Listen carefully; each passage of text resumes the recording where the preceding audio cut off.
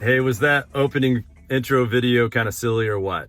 I don't know. We'll see. But hey, this is Thoughts from the Minivan, and here is the thought. It's we cannot have Thanksgiving without lament. Lament, that's a word that's not thrown around too often in our culture, but lament is the response, the natural human response to situations that are not right in the world.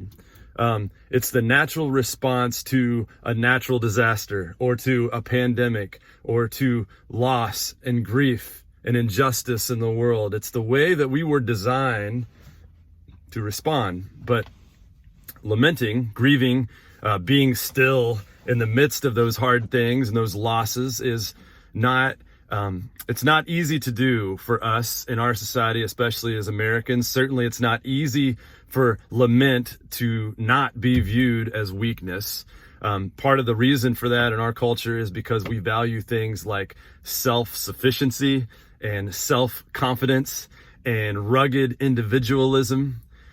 And those things don't lend themselves too neatly to lament, which is the act of not turning to ourselves when things are not right and when we experience loss, but instead turning in grief, in our emotions, to God and to the community of believers called the church.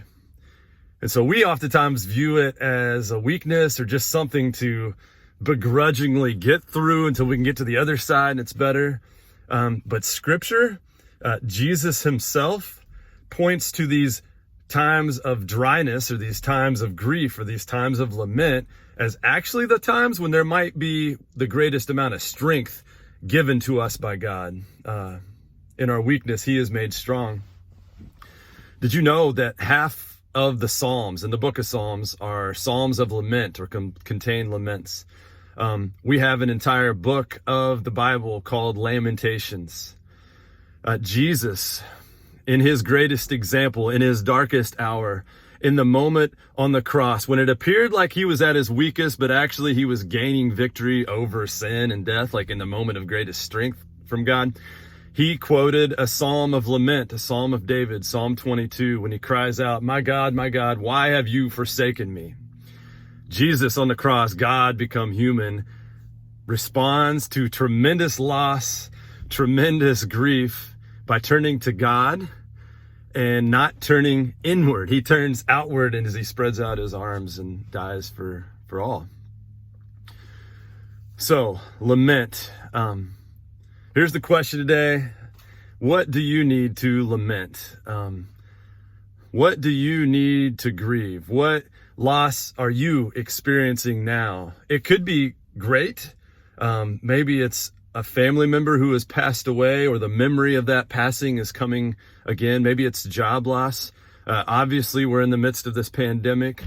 Maybe it is injustice in the world that you are just grieving over.